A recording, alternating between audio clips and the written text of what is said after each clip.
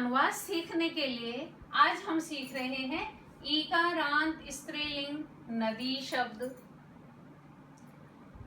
कारक चिन्ह और विभक्ति को पुनः याद कर लेते हैं।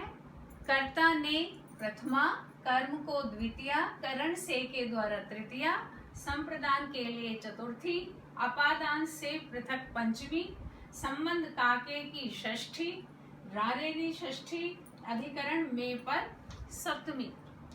बच्चों, हिंदी के वाक्यों में जो चिन्ह ने, को, से, के लिए, से, पृथक और ये सब आएंगे, इन सब के लिए हमें क्रमशः प्रथमा, द्वितीय, तृतीय, चतुर्थी आदि विभक्तियों का प्रयोग करना पड़ेगा।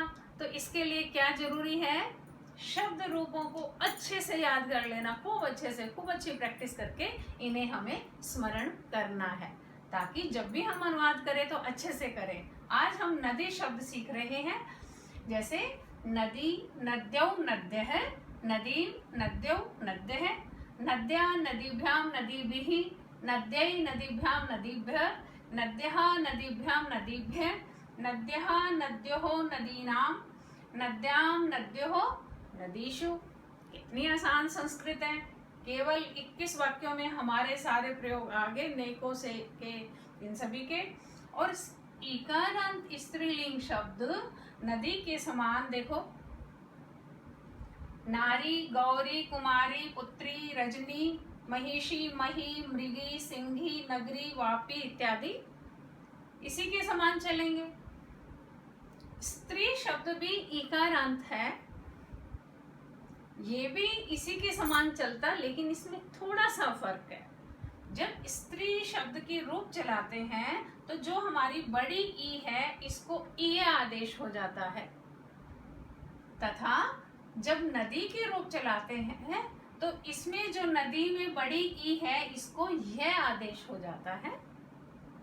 तो हम देखते हैं कैसे स्त्री शब्द का भी यही अध्ययन कर ले। स्त्री के रूप इस प्रकार से चलेंगे, जैसे स्त्री, स्त्रियौ, स्त्रियः, स्त्रियं, स्त्रियौ, स्त्रियः, स्त्रिया, स्त्रीभ्यां, स्त्रीभिः, स्त्रियै, स्त्रीभ्यां, स्त्रीभ्यः, स्त्रियः, स्त्रीभ्यां, स्त्रीभ्यः, स्त्रियः, स्त्रियोः, स्त्रीणां, स्त्रियां, स्त्रियो, स्त्रीषु। ये इस प्रकार से चलेंगे।